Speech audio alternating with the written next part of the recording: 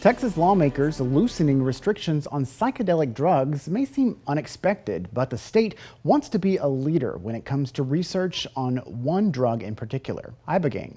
Reporter Sam Stark looks closer at how military veterans are pushing Texas toward that goal. When they heard even just my story, I share mine, they knew it was real. While serving in the Army, Chase Rowan suffered a traumatic brain injury.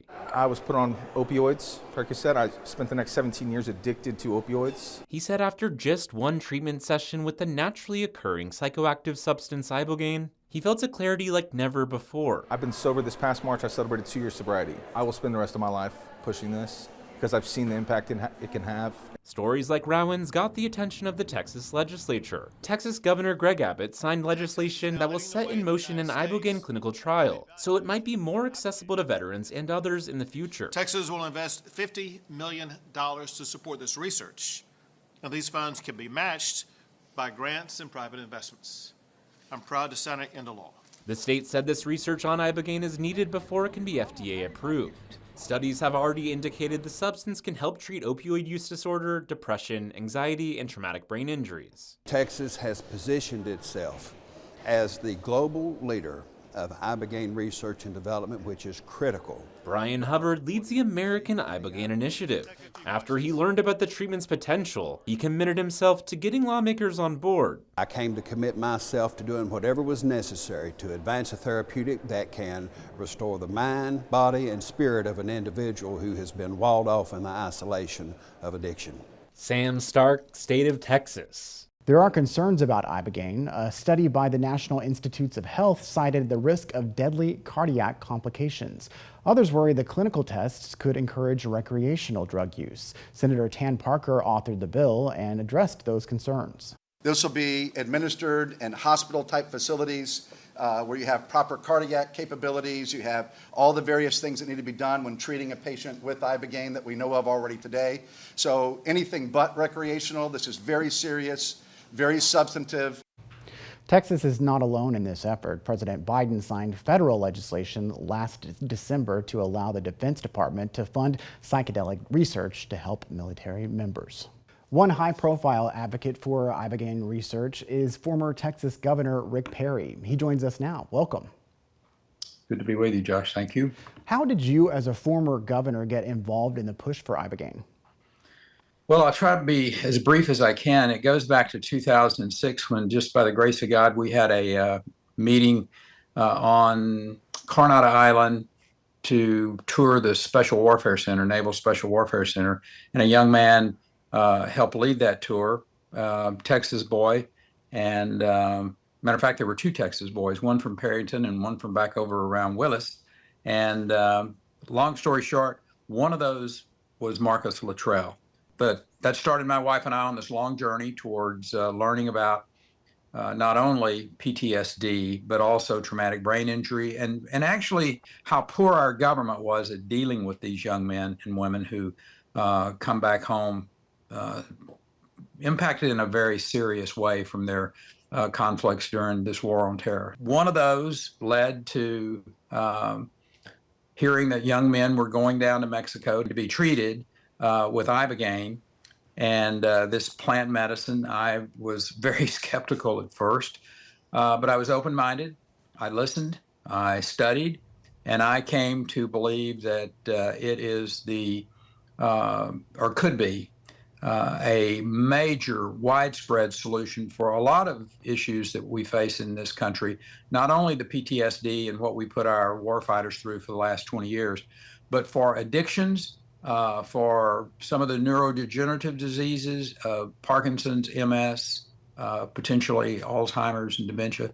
So we brought this to the legislature, and I got to say my hat is off to the governor, the lieutenant governor, the speaker, the members of the House that were open-minded, compassionate-hearted, and Texas is now going to be leading the nation, and I will suggest to you leading the world in this study, these clinical trials that will be done on a compound that I'm convinced could be the answer that has been very, very difficult for us to find a solution to when it comes to mental health, depression, anxiety, all of these addictions that we have. The law to expand Ibogaine testing has passed, as you mentioned, but your work is just beginning. Tell us about your new initiative, what you hope to achieve now.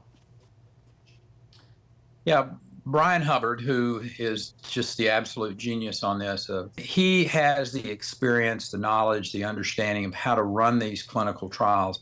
And from my perspective, that's the real key here. And we're also going to be taking this across the nation now. We've created a 501c3, a nonprofit called Americans for Ibogaine, that I'm the chairman of. Brian Hubbard is the CEO. We've got Marcus Luttrell and his wife are board members as well. There are a lot of other states that are going to be interested in this, and that's going to give us the ability to really expand the clinical trials across the country.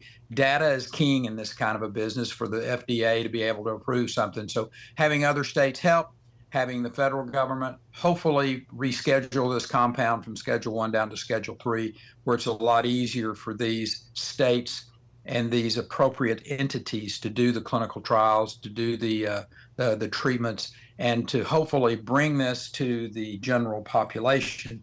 Because whether it's alcohol or opioids or whatever the substance abuse may be, there's a great need for this. And I'm completely convinced that this compound has the ability, with one treatment in most cases, to alleviate an addiction.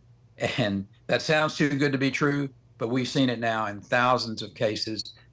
And God bless Texas for getting behind this and for making it a reality in the Lone Star State. Earlier in the program, we covered the court decision to end the Texas DREAM Act, which takes away in-state tuition for undocumented students. You had championed that act in the past. What are your thoughts on the judgment to get rid of it?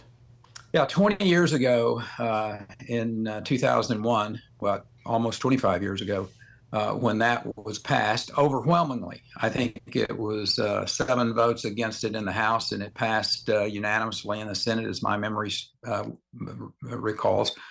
It was a different time, and I think what has happened over those 20 plus years, particularly in the last 4 years, is this unruly way that the Biden administration dealt with the issue of border security, or in this case, they didn't. They basically had an open border policy, and that has tainted everything all across this country. And I think it made it easy for people to stand up and say, look, what was a thoughtful approach to how we deal with people who don't have the legal right to be in this country 25 years ago to today is completely different. And I think, we're going to have to deal with this issue of immigration before any of these programs can come back into place. The issue has always been a immigration system that was broken, and whether it was Obama or even the American people basically said, you know what, until we get that fixed, these other programs are not going to go forward. And I will tell you, I think that's probably the proper way. Well, thank you so much for being with us, Governor Perry. Appreciate it. You always nice seeing you. Yes, sir. Thank y'all. Bye-bye. Can you believe they changed that name in the last administration for a little bit? But we'll forget all about that. President Trump orders name changes to several military posts, including one that currently honors a Texas general. We look at how the administration is skirting the law to make the change happen.